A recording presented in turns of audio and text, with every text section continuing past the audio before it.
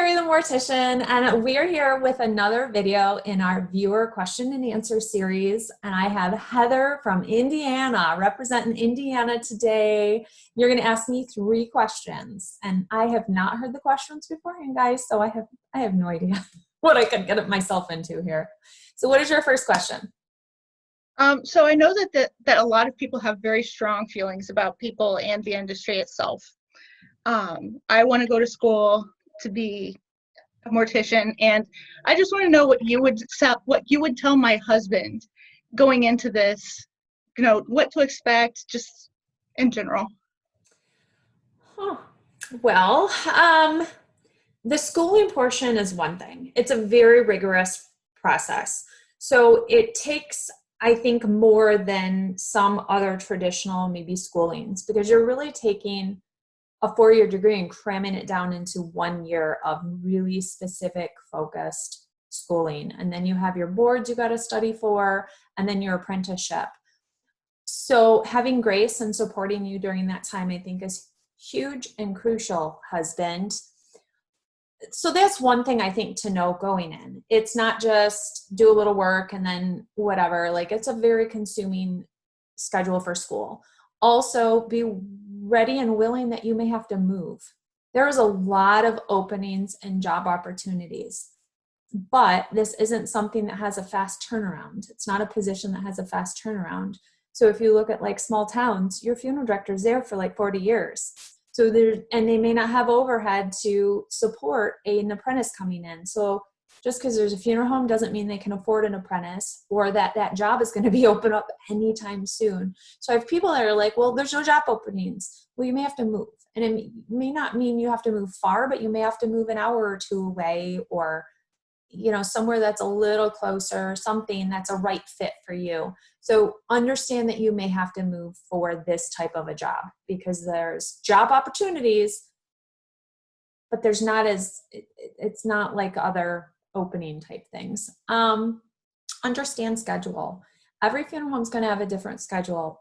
It may not be that you're going out at night and embalming at night, but you may have to if that's what you choose with the job opportunity that you get.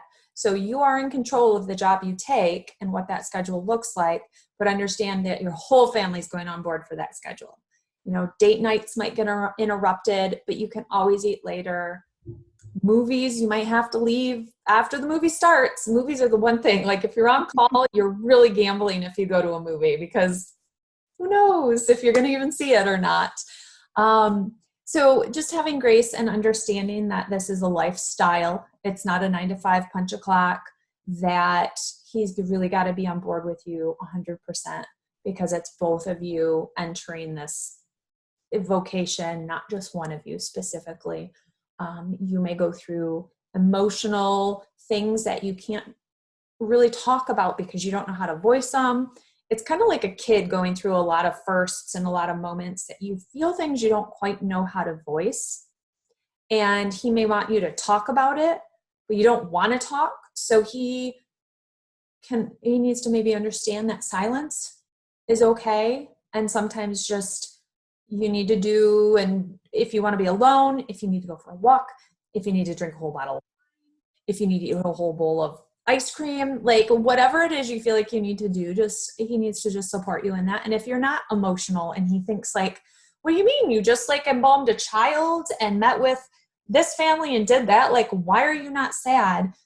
Don't question the feelings of your spouse. Like, just be there to support whatever is needed. So those would be some of my kind of through the different progressions things I would say. Question number 2. What is the most awkward thing to happen at a funeral that you've worked? You see things on TV of like kids dropping their video games in the casket and things like that. I was just curious if you run into anything like that. Awkward things. I've learned over time, like if people put golf balls in with the deceased, like if they were a golfing partner or something, you need to secure them, or certain heavy things, because as soon as the pallbearers go to move, they fall. People don't realize like the bed of the casket is not on the bottom of the casket. There's like this space, and in a metal casket, if something falls down to that, it's this kind of like a tin, rattly, weird. And then as you move it, if it's a golf ball, as you're moving the casket around, it's rolling back and forth and back and forth. You're trying to carry out to the car, and it's a weird. So I've learned that one early on. You have to secure a golf ball like in the crook of the arm or in a pocket, or even little ball, like little vials of what are they called? Little bottles of like liquor. Like, oh, I'm going to put a shot in with them, and it falls and it rolls and it rolls and it rolls. It's just, and people giggle, and I always am like, oh, crud, because it just has a weird back and forth sound and stuff. Wouldn't have thought of those. Anybody, I've never had a casket drop, but like a pallbearer tripping and falling, and then like everybody, they're kind of stumbling over each other and things like that. Keys getting locked in a hearse or in a car that's in procession, and so you've got to stop everything, call the police, have them come and jimmy the car quick because you don't have time for a wrecker to come or anything. Drunk people passing out outside the funeral home before the funeral starts because they drank so much by 10 a.m. that they can't even physically move. I don't know, weird little things like that. Nothing like major awkward. You got like the girlfriend and the wife both come, or things like that. But I've not had it where it's like a surprise, like the girlfriend comes in like we knew she was coming or whatever. So keeps it spicy, I don't wish those moments, but it does keep it spicy for your day. Good to stay on your toes. Yeah. So my last question, if you could be a part of or witness any cultural or religious tradition involving death, what would it be? Oh, gosh, so many. I would really like to see a Tibetan sky burial. So where they take the body, they basically break it all apart. There's a specific person within the village that takes the body and they beat it apart to open the flesh and open the tissue up so that the vultures can get to it easier. They drag it up to the mountain, to the space, and they let the animals eat it. I really love to observe new cultures and new ways of doing things because of the connection they have to these traditions and rituals. And I feel like you can't understand them until you're really looking at the people that are doing them and in their convictions of doing them. There's something about witnessing, a Muslim bathing, or not witnessing the bathing, but seeing these people come in and do what they do, and seeing their burial, and just different ways that people do things and why they do them, and seeing on their faces and in their eyes. And I think that part of it, you can't get on a video per se as much as you can really in person and feeling and seeing. So I would like to witness that. I'd love to see a mummification though too. I think that would be fascinating. I agree. To see the whole thing. I think there's so many. I just, I kind of want to see and experience a lot, and it would be really fun to do that. It's something that I've enjoyed reading about. Just curious how you felt. Yeah, there's so many out there that are just enough different, and it's why are they just different from us or them, or what about it makes it unique, or why do they do that one different little thing, or whatever it may be. So I think it's fascinating to learn all of that. Well, and you have a bonus question? I do. What's the most complicated removal you've been on, whether it's, to do with the family, weight, messy house? Complicated. I think there's different versions of complicated. Just maneuvering through where you can't get a cot in is one of the things that happens quite a bit in old houses. Like the turns you just can't get around. So you come up, you either bring different devices or you just carry the person. Hoarders' houses where you hear about these, but when you walk into one and you see like piles of newspaper literally higher than your waist all over the place, and there's just a path and you're maneuvering through this path and you wonder, how did this get, like, why did you not just take the pile out to the corner like and recycle it? Or I don't understand that level of keeping, and I know it's a not a mental thing in a horrible way, but it is a thing of needing stuff. Like it's just so crazy to me. I don't understand it. And then cats on top of that, where there's just cat poop everywhere. And like, I just don't understand that. That's always, but you look at it as this challenge scenario, and it's like a Tetris game. Like, okay, if I get the cot here and to here, and then I can bring the individual here to here, how do I get them from here over here?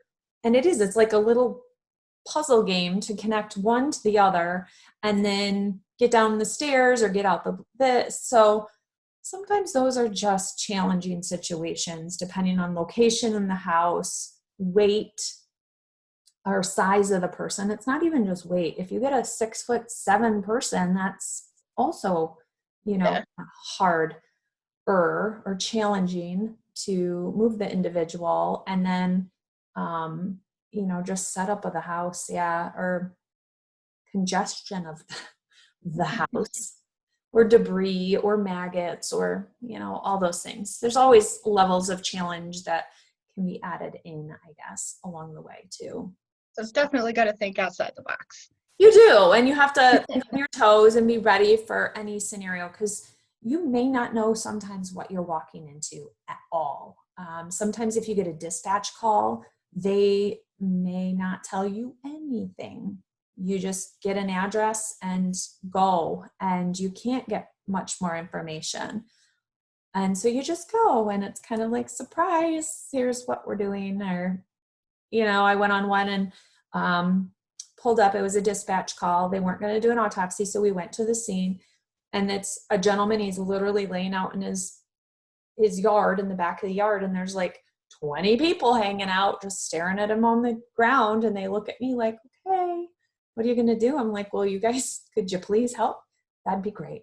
It was just, it's so, I don't know. You always walk into different things, and you make the best of them, and not afraid to ask for help. I know there's people who are so like, I can do this.